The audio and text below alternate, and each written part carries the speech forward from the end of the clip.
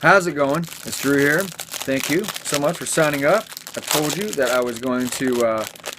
First of all, I'm gonna start having one of these goodies over coffee. I told you I'm gonna break down a couple of these taboos. Now there's two. One I call TLOC on the guide. Now if you got the guide, it's on your way to it's on its way to your inbox right now. But there's two things on there when it comes to. I'm going to unpack a little bit. I'm gonna put some things in here in this video that's not realistic because it's more discussion worthy than necessarily like written out in a guide format or in text format, because it would take much more to write and it'd be boring. There's a taboo in the 7 Deadly Website Sins, the guide that you're about to get. It's called TLOC, TLOC. It's my own acronym. It just means total lack of clarity. Now I'm going to tell you about this card I picked up. Now I was on yesterday. I was down in Nashville, and it was a homeschool conference going on. So I homeschool. We're a homeschool family. My kids are homeschooled, and I saw it. I'm like, oh, that looks important. Maybe that was one of the vendors here. I don't know. But I bent over and I picked it up off the ground, and I have no idea what this is. So I'm gonna allow me to go down the card, and then we'll talk about the relevancy and how to make this practical. So it says Internet Forum, right? Like a forum where many people contribute to a conversation. Imagine the internet. Imagine if you could have conversations with real people. Okay. In an organized setting. Imagine if, except it's like imagine I.F. It says join today. And that's it. And then I kid you not, there's a picture of a unicorn. Okay, and I'm going to keep that there. I'm not even going to give you the URL because I haven't even gone to it, frankly. Here's the deal with this. I think a lot of people are in this boat where they think that will work. I mean, kudos to them for taking some action on it and just trying something. But here's the thing. That is not usually going to work. 'Cause first of all, I'm thinking, imagine the internet. Okay, got it. Imagine. Now, one thing they are doing good here is they're framing. Hey, imagine this. Oh, okay, great. I got it. The internet. What about it? Imagine if you could have had conversations with real people. Okay, that's actually a thing, and it's called Facebook, or it's called social media. Now you can argue like, oh, those aren't real people, or the people are the real people, but they're not being their real selves.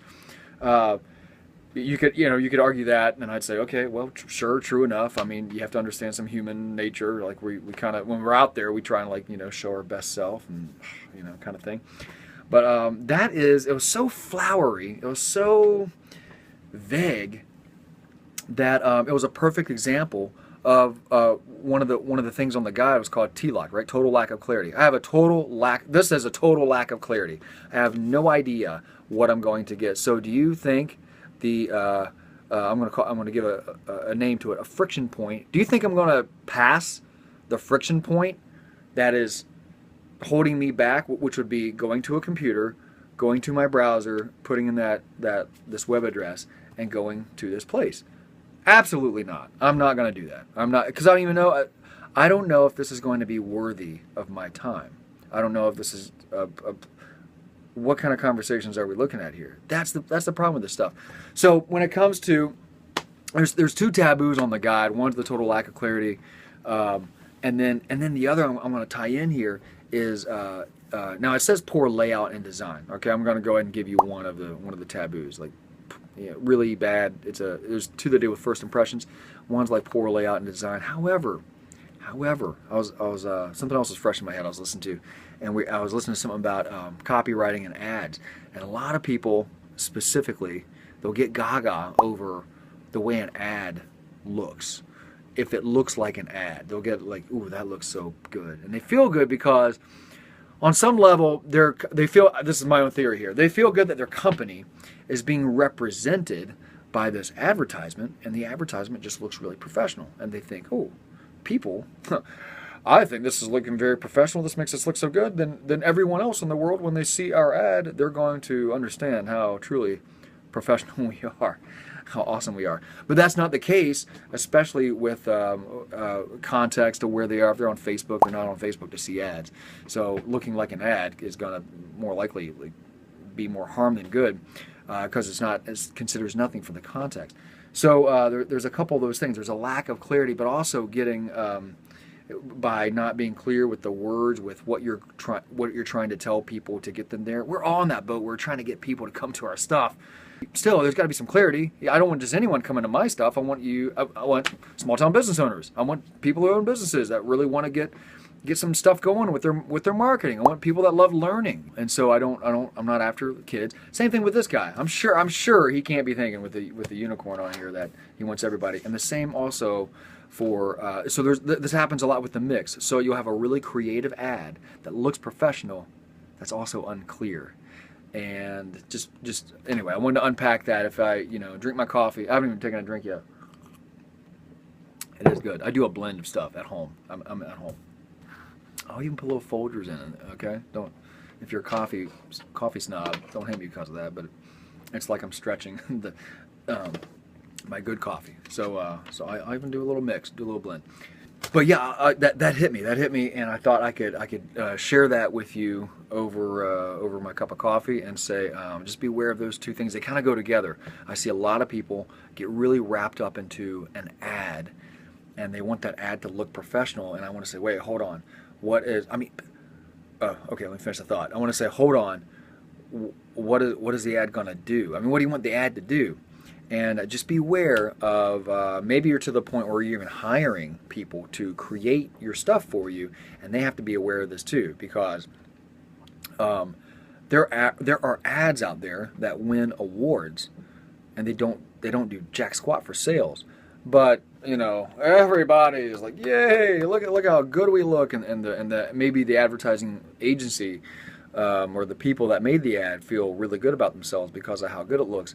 And I used to do this. I used to I won a couple awards. I won a few awards, a handful of awards.